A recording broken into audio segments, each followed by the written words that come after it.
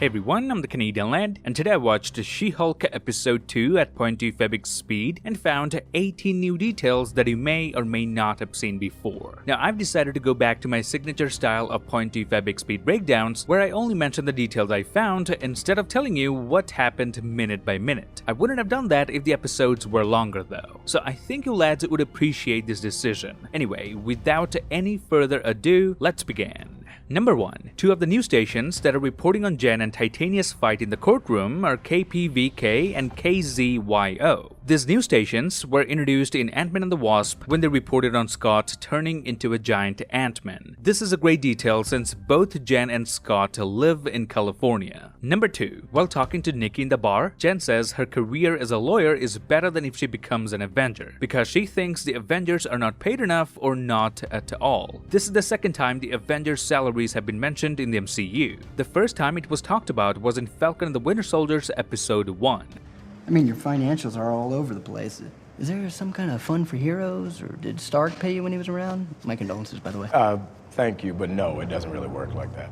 There's a tremendous amount of goodwill, and because of that, people are inclined to help, which applies to the business. Man, I miss that show. Number 3. When Jen is on a laptop searching for a new job, there are a lot of incredible Easter eggs on the webpage she's reading. For example, you can spot a keyword code, which, like in the previous episode, will take you to a free Marvel comic. Number 4. Next, we can see that the top of the page has a bunch of different sections that refer to other superheroes, which include Find Ant-Man, Norse Mythology, and Avengers. Number 5. On the sidebar of the page, we can see an ad for Iron Man 3's Snickers, which is obviously a tribute to Tony Stark and Iron Man. Now this means Stark Industries is still operating under the leadership of Pepper Potts, as was shown to us in Spider-Man Far From Home. Number 6. Now the biggest Easter egg is in the related articles section. We have one that reads, "Man fights with metal claws in bar brawl," which I can only assume is a nod to Wolverine and the X-Men. This is the first ever Easter egg hinting at Wolverine. Now after buying out Fox, Marvel can obviously use all X-Men characters, but according to some rumors, Marvel can't introduce an X-Men character from the Fox universe unless they hire the same actor. So if they were to make another solo Logan movie, Marvel would have to hire Hugh Jackman. Part of the reason why Marvel made sure to get Patrick Stewart back as Professor Xavier. Now this contract is valid till 2025, so I guess we will keep getting hints at our very new Wolverine and the X-Men until they're properly introduced in the MCU after 2024. Number 7. Now there's another article titled "Why There's a Giant Statue of a Man Sticking Out of the Ocean," which is a hilarious nod to Eternals. This is the first time another Marvel project has acknowledged the events of Eternals. But because all these Easter eggs are shown on a laptop screen and not spoken through dialogues, I strongly feel these Easter eggs came from the production team and the VFX team, not precisely the writers. So hats off to the VFX team for never missing an opportunity. Number 8. When Jen gets a text from her mom, we can see that her phone's lock screen is a photo of Captain America's ass. Now if I had a photo of Black Widow's ass on my phone,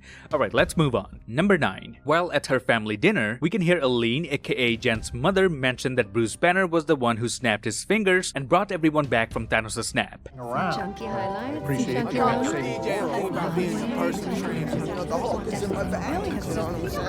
This is the first time a Marvel show has addressed the fact that Bruce Banner brought everybody back. Till this, people only talked about Tony Stark's snap. Number 10. As Jen is being given a tour of GLKH, she catches everyone at the farm off guard with her hulkish appearance. A man then steps out of his office, stunned by the Hulk-shaped lawyer. Now behind him, you can see the comic book collection he has on display. While it's hard to make out the title of every specific issue, Doctor Strange, Thor, The Incredible Hulk, and Scarlet Witch comics can be spotted. This is a great nod to GLKH from the She-Hulk comics, who frequently cited Marvel Comics as legal precedent. Number 11. When Jen enters her office for the first time, we get a glimpse of the GLKH logo. The logo actually resembles the original She-Hulk logo that Marvel used to promote the series. And I like how when she has a tour of the office, a lady in the background just simply takes a photo of her. Number 12. While walking inside the prison and hearing all of the warnings from this prison guard, Jen makes this joke. So you're gonna serve me up with some fava beans and a nice kiel? Ma'am, this is a prison.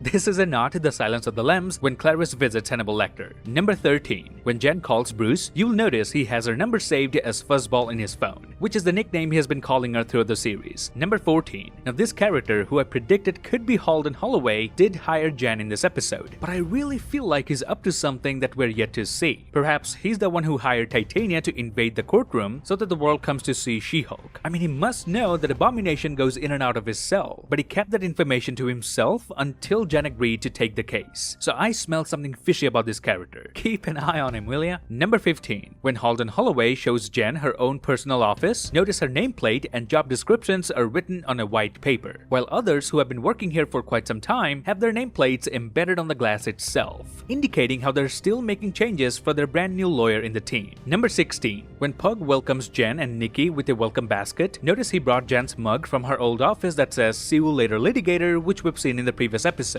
In the comics, he indeed is a love interest for Jennifer Walters. Number 17. When Jen in her Hulk form arrives at the DODC prison to meet Emil Blonsky, notice she no longer walks barefoot, meaning between this meeting and arriving here, Jen probably went out shopping and got herself some large pair of shoes. Number 18. When we see Smart Hulk in his Sicarian spaceship, there are a bunch of things on his desk, but I want you to focus on this. Notice Hulk still has to use a pen to navigate through his iPad or when he uses the keyboard, as his fingers are way too big for these devices. The first time we saw this detail was in Avengers Endgame, which after I discovered was all over the internet, and now I'm so happy to see it back again in She-Hulk. Goes to show that Marvel really pays attention to their details. And that's it. This would be my breakdown of She-Hulk episode 2 at 0.2 Febic speed. I do realize the details I found aren't really mind-blowing or groundbreaking, but I want you to understand this episode didn't have a lot to offer either. I tried my best to dissect it as much as I could, and this is what I could come up with without stretching too much. I hope I was able to give you lads a few new details you didn't catch before. If I did, then please give me a thumbs up, grab the subscribe button and turn notifications on. Follow me on Instagram and Twitter to get updates about my videos. Till then, I'll see you lads in the next one.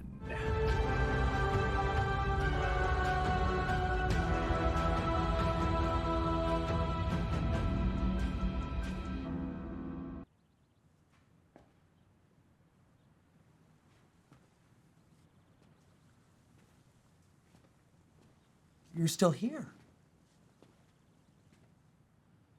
It's over. Go home. Oh, you're expecting... So I'm an expert at controlling my anger because I do it infinitely more than you. Go fuck yourself.